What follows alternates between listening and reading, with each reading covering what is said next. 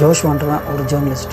இருட்டில் இருக்க பல உண்மைகளை வெளிச்சத்துக்கு கொண்டு வந்தவன். ஒரு நாள் ஒரு கேஸோட எவிடன்ஸ் கலெக்ட் பண்ணுறதுக்காக கொலை நடந்த இடத்துக்கு போகிறான். போயிட்டு வரும்போது காத்தோட கலந்த மழையும் பெய்ய ஆரம்பிக்குது. ஒதுங்க இடம் தேடுறான். ஆனால் ஒதுங்க இடம் இல்லாததால் கொட்டுற மலையில் மின்னலோட வெடிச்சும் கண்ணை பறிக்க கண்ணை சிமிட்டிக்கிட்டே வரான். அங்கே ஒரு பழைய வீடு இருக்கிறத பார்த்து ஜோஷ்வா அதன் பக்கத்தில் போய் நிற்கிறான். கொஞ்சம் கூட வெளிச்சமே இல்லாத அந்த வீட்டில் யாரோட குரல் கேட்குறத கவனிச்சு ஜோஷ்வா பக்கத்தில் இருக்க ஜன்னலை திறக்க ட்ரை பண்ணுறான். ஆனால் அந்த ஜன்னலோட பக்கத்தில் சின்ன ஓட்டை இருக்கிறத பார்த்து ஜோஷ்வா அந்த ஓட்டை வழியை உள்ளே என்ன நடக்குதுன்றத பார்க்க ஆரம்பிக்கிறான். அப்போ உள்ளே ஒருத்தன் சிகரெட் பற்ற வைக்கிறதுக்காக தன் கையில் இருந்த லைட்டர் ஆன் பண்ணுறான். அந்த லைட்டரோட வெளிச்சத்தில் ஜோஷ்வா ஒருத்தனோட முகத்தை பார்க்குறான்.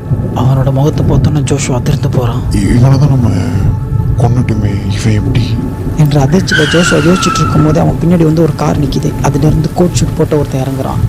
இவன் under ground mafia robin Hussain ஆச்சு.